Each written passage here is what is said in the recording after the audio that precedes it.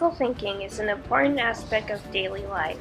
To get a better understanding of the value of this skill, four young Long Beach college students set out on an adventure to interview a professional lawyer to see how critical thinking is utilized in his profession.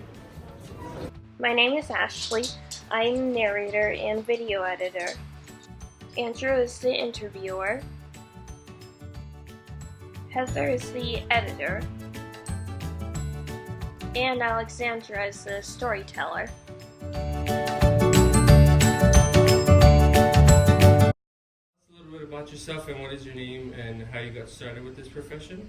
So my name is Omar Gastelum. I'm an attorney. I've been practicing about 18 years.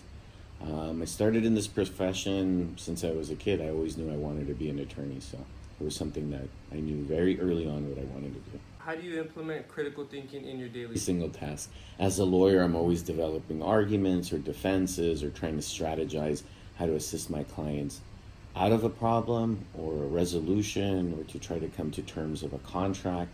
So we're always using that aspect of our brain, right? Critical thinking, because we're always trying to figure out some resolution. Some of the issues you face in the workplace that you've resolved with critical thinking that involve some of your employees in the office. Having people understand the process of my own critical thinking and determine into the determination of the resolution or solution that I'm looking for. Always an instance for like employees when there's an issue between them, trying to mediate and trying to figure out what the best approach is to resolve the issue, as well as with clients. You know, even though you as an individual have the critical thinking, you always have to explain it to your client.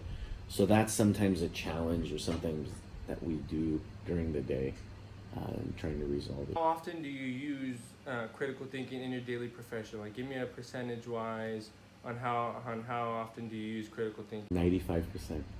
95% of the time, because we're always representing our clients or there's an issue. I mean, everything, I would believe in our profession requires critical thinking.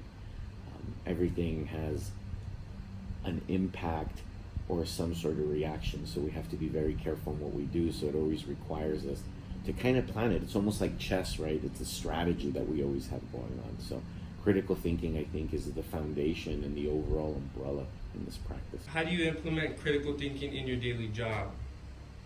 Well, it's usually through an analysis. For instance, if we're in court, I'll prepare myself with the arguments that I'm going to be making or the anticipated arguments of the opposing side. Usually when we're drafting our pleadings, which is our written work that we turn into court, that takes analysis and critical thinking in order to process the argument and be able to write the argument so the reader understands it.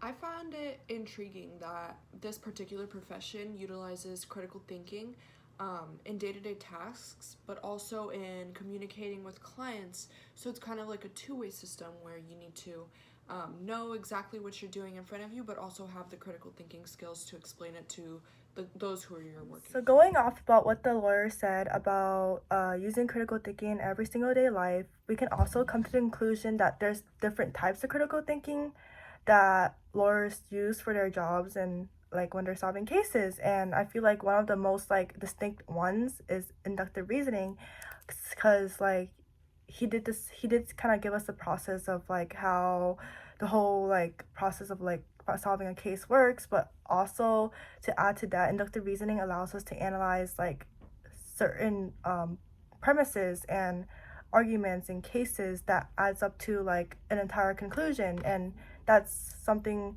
really important for being a lawyer and also applying critical thinking to their jobs.